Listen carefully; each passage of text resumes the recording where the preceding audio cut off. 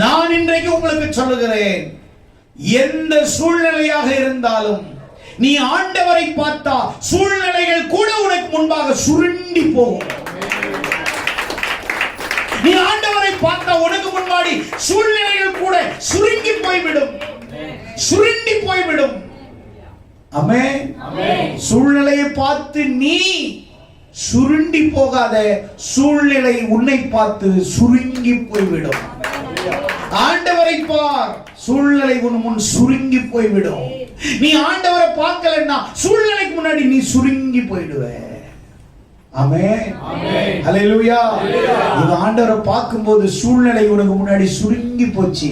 இவன் சூழ்நிலையை பார்த்த உடனே இவன் சூழ்நிலைக்கு முன்னாடி இவன் சுருங்கி போய் தண்ணிக்குள்ள, ஆண்டவரே என்னை ரட்சியும்.